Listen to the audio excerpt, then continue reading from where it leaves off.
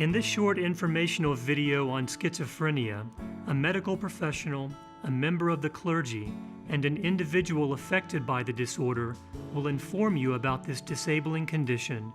You will learn the signs and symptoms of the disorder, effective treatments, as well as ways that you can support individuals on their recovery journey.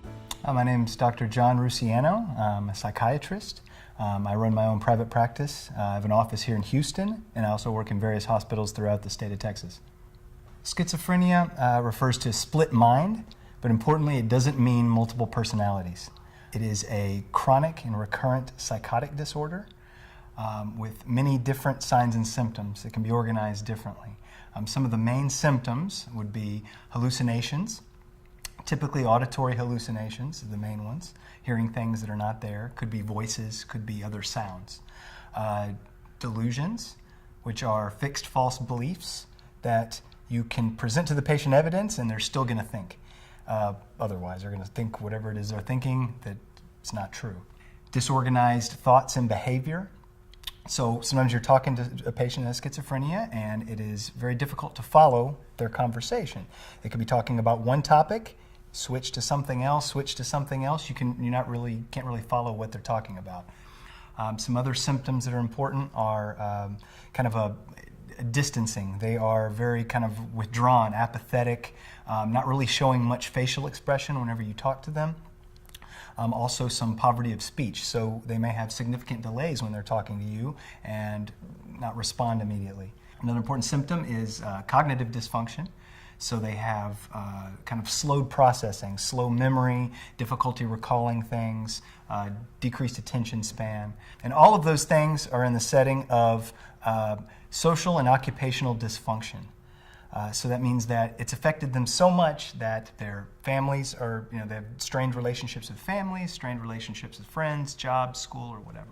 My name's Chad Martin. I am the Senior Associate Rector for Evangelism and Worship at St. Martin's Episcopal Church in Houston, Texas. One thing that was very beneficial for me, and I think for a lot of the clergy and our staff at our church, was the opportunity to be hosted by the Hope and Healing Center with Dr. Matt Stanford and have a course given to us on Mental Health 101. And when we arrived, we were kind of given what they call the 3 R's. So the first R is to recognize when someone does have a mental illness. And then the second R is to refer that person. And so the nice thing is the Hope and Healing Center, they have a group of folks who have been vetted. And so these people are professionals who are able to help people with mental illnesses. And then the third thing is to restore that person to their community.